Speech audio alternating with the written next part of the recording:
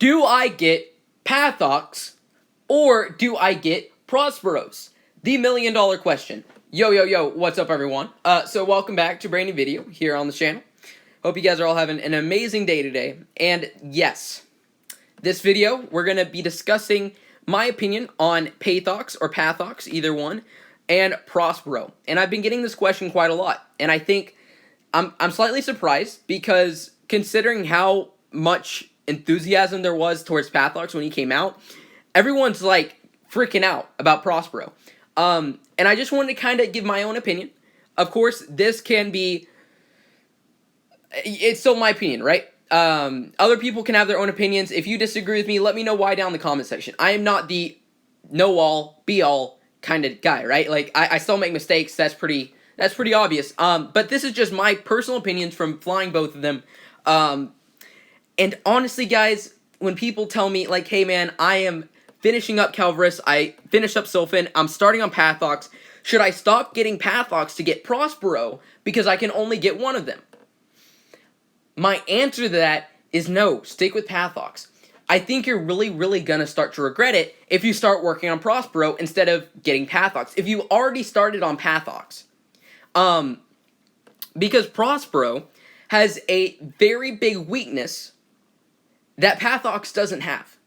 And I'm going to go over that, but just generally my main claim that I want to get across is Pathox is better than Prospero. Here's the reason why. Prospero has a pretty good skill set.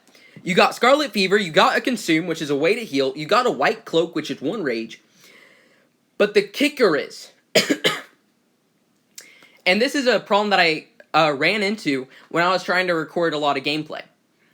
I could not hit really high level bases because Prospero struggles if he cannot kill the red mage fast enough. And some people caught on in the comment section. They're like, hey man, if that was defended, you would die. And yeah, probably.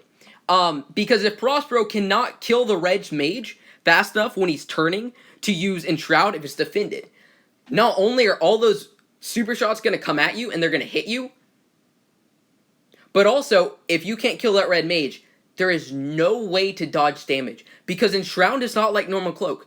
It does not last long enough to get past an entire island.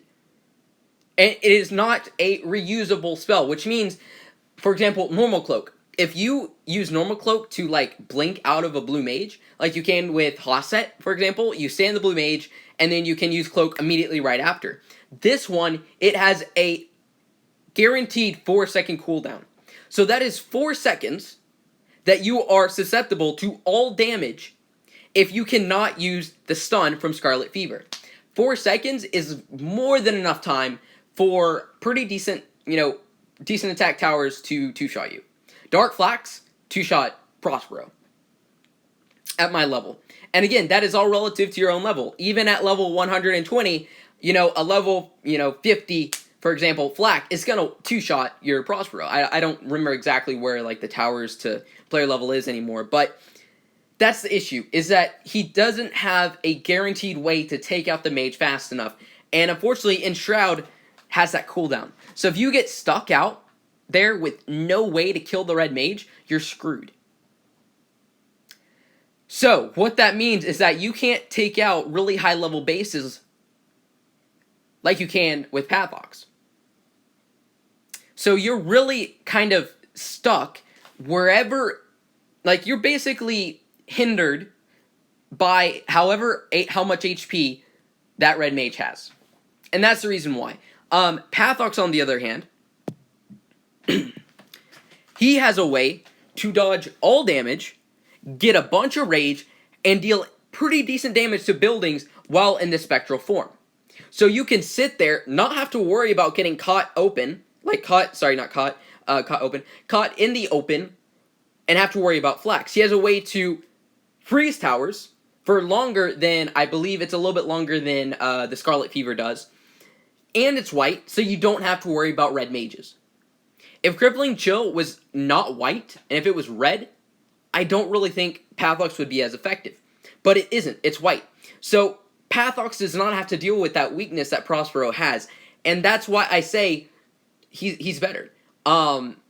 flying both of them, I can't do stuff with Prospero that I can with Pathox.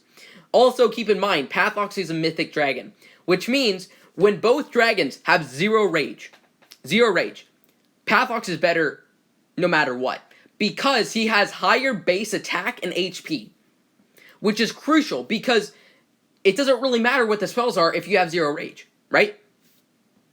So Pathox, I think, is just going to last a lot longer for most people than Prospero. And he's a mythic. If you've already started going for him, go for him. I think you're really going to regret it. Just ignore the fact that he's better. Just, ignore that. Just the fact that he is a mythic, and so many free-to-play players are asking me, hey, is it worth it to maybe stop getting my first ever mythic to get Prospero? It's just not.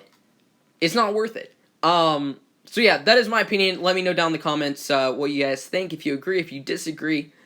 I'm very interested to know. But yeah, definitely, guys, both dragons, do not get me wrong. Prospero is an amazing dragon. He's a lot of fun to fly. I really enjoy having him, but he is not better than Pathox. He requires more skill. That is another thing. Prospero requires a lot more skill than Pathox does.